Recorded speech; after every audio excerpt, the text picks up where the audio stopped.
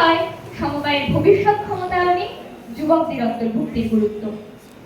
আমি এই প্রস্তাবের বিপক্ষে দাঁড়িয়ে দৃঢ়ভাবে বলতে চাই, সমবায়ের ভবিষ্যৎ ক্ষমতায়নে শুধুমাত্র যুবকদেরকে এতটা গুরুত্ব দেওয়া একেবারেই যুক্তিসঙ্গত নয়।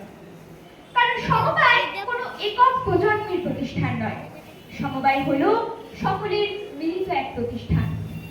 এর মূল লক্ষ্য হলো আমি নয়, আমরা। অভিজ্ঞতার কোনো বিকল্প নেই। একজন যুবকের কাছে উদ্যম থাকতে পারে, নতুন কিছু করার ইচ্ছা থাকতে পারে, কিন্তু একজন অভিজ্ঞ কৃষক জানেন কোন সময় কোন ফসল ভালো হয়, এলাকার মাটির বৈশিষ্ট্য কি। একজন অভিজ্ঞ মৎস্য চাষী জানেন মাছের আচরণ, জলাশয়ের প্রকৃতি।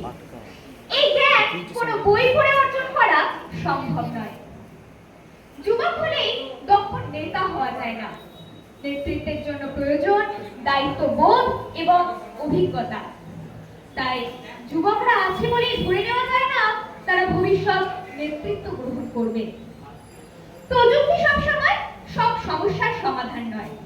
একজন যুবক প্রযুক্তি ব্যবহারের মাধ্যমে সমবায়কে আধুনিক করে তুলতে পারে, কিন্তু একটি অ্যাপ কি সমবায়ের মানুষদের মধ্যে বিশ্বাস তৈরি করতে পারে? তাকে একটি ভুল সিদ্ধান্তের দায়িত্ব গ্রহণ করতে পারে? কখনোই নয়। প্রযুক্তি হতে পারে একটি হাতিয়ার, কিন্তু তা মানুষের বিশ্বাসের বিকল্প নয়। তাছাড়া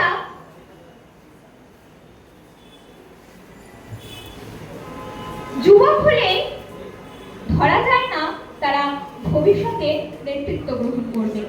কারণ এখনকার যুবকরা বেশিরভাগই উচ্চ শিক্ষার জন্য বাইরে যেতে চান, কেউ বা ব্যবসার জন্য বাইরে যেতে চান।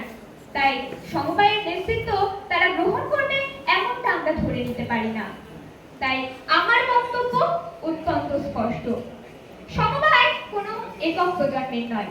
আমরা চাই না সমবায় হয়ে উঠুক যুবকদের সমবায়। আমরা চাই সমবায় থাকুক সকলের সমবায়। অভিজ্ঞ মানুষের জ্ঞান, যোগ্যদের নেতৃত্ব এবং সমবায়ের সকল সদস্যদের মধ্যে পারস্পরিক সহযোগের মাধ্যমে এর প্রকৃত উন্নতি সম্ভব। এই বলে আমি আমার বিপক্ষে বক্তব্য শেষ করছি। ধন্যবাদ।